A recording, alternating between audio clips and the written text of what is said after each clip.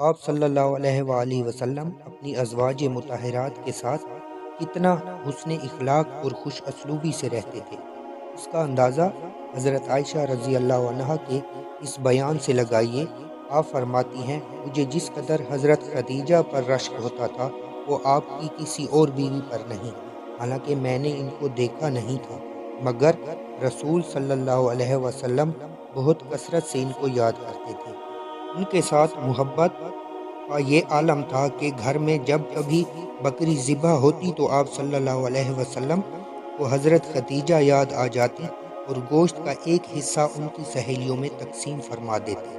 اس طرح آپ فرماتی ہیں، چند حبشی نوجوان نیزہ بازی کھیل رہے تھے کہ حضرت صلی اللہ علیہ وآلہ وسلم نے مجھ سے فرمایا، اے عائشہ، کیا تم ان حبشی کھلاڑیوں کا کھیل دیکھنا چاہتی ہو؟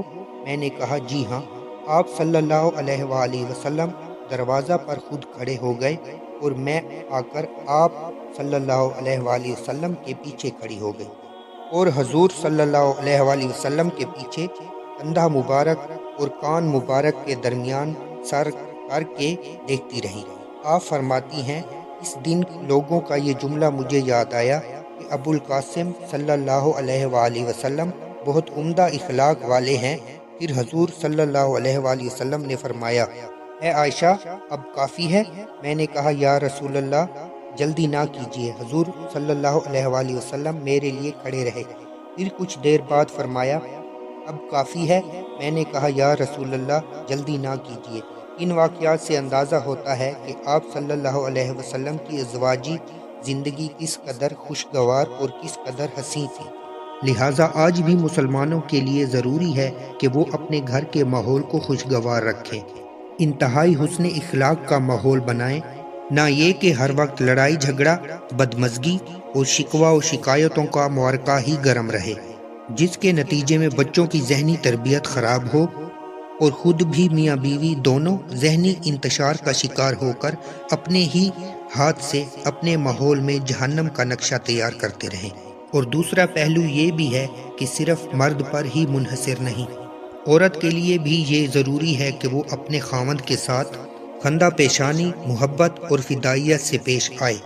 چنانچہ حضرت صلی اللہ علیہ وآلہ وسلم کا ارشاد مبارک ہے، جب شوہر اپنی بیوی کو اپنی حاجت کے لیے بستر پر بلائے تو عورت کو چاہیے کہ وہ ضرور آ جائے، اگرچہ یہ عورت تنور پر روٹی پکا رہی ہو۔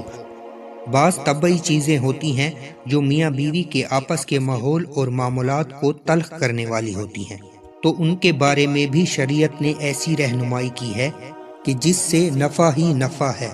مثلاً عورتوں کے بارے میں حضور صلی اللہ علیہ وآلہ وسلم کا ارشاد گرامی ہے، اللہ تعالیٰ نے عورتوں پر غیرت لکھ دی ہے، پس جو عورت صبر سے کام لے اس کے لیے شہید کے برابر ثواب ہے۔ باوجود یہ کہ حضور پاک صلی اللہ علیہ وآلہ وسلم کی متعدد ازواج تھیں، مگر قربان جائیے کہ آپ صلی اللہ علیہ وآلہ وسلم کا رویہ اس قدر منصفانہ اور خوشگوار تھا کہ گھر کا ماحول نہایت عمدہ اور محبتوں بھرا رہتا تھا۔ اس واقعے پر غور کیجیے اور اپنے گھروں کے ماحول کا جائزہ لے کر اس کو خوشگوار بنائیے۔ حضرت عائشہ رضی اللہ عنہا فرماتی ہیں کہ میری سوکن حضرت سودا ایک دن مجھے ملنے آئیں۔ حضور ہم دونوں کے درمیان اس طرح بیٹھ گئے کہ ایک گھٹنا میری گود میں اور دوسرا گھٹنا سودا کی گود میں۔ میں نے اٹھ کر سودا کے لیے کچھ حریرہ پکایا، پھر سامنے لا کر رکھا۔ میں نے کہا، حریرہ کھاؤ۔ حضرت سودا نے کھانے سے انکار کیا۔ میں نے سختی سے کہا، کھاؤ ورنہ چہرے پر حریرہ مل دوں گی۔ پھر بھی اس نے نہ کھایا تو میں نے پیالہ میں تھوڑا سا حریرہ لے کر چہرے پر لتھیڑا۔ حضور صلی اللہ علیہ وآلہ وسلم نے سودا کی گود سے اپنا گھٹنا میری طرف بطور انتقام کے ہٹا لیا۔ حضرت سودا نے پیالہ میں سے کچھ حریرہ لے کر میرے چہرے پر مل دیا۔ یہ دیکھ کر حضور صلی اللہ علیہ وآلہ وسلم ہنس رہے تھے۔ یہ واقعات ان حضرات کے لیے دعوت فکر ہیں جو گھروں میں تھانوں جیسا ماحول بنائے رکھتے ہیں اور گھر والی پر کسی قسم کی شفقت و ہنسی مزاج کو حرام سمجھتے ہیں، الٹا اپنی بڑائی اور ڈٹھائی کو برقرار رکھنے کے لیے حضور پاک صلی اللہ علیہ وآلہ وسلم کے اس ارشاد کو بھی غلط استعمال کرتے ہیں کہ جی حدیث میں ہے کہ گھر میں کوڑا لٹکائے رکھو۔ حالانکہ اس ارشاد کا یہ مطلب ہرگز نہیں ہے جو یہ سمجھتے ہیں۔ بعض لوگ بزرگی اور تقوی اسی میں سمجھتے ہیں کہ بیوی سے دور رہو، اس کے ساتھ گھل مل کر نہ رہو۔ یہ خیال بالکل غلط ہے۔ ایک دفعہ حکیم الامت حضرت تھانوی رحمہ اللہ علیہ اپنی اہلیہ کو علاج کے لیے کہیں لے گئے۔ ایک صاحب نے دیکھا تو حضرت کے ایک مرید سے کہا، تمہارا عجیب پیر ہے کہ بیوی کے ساتھ جا رہا تھا۔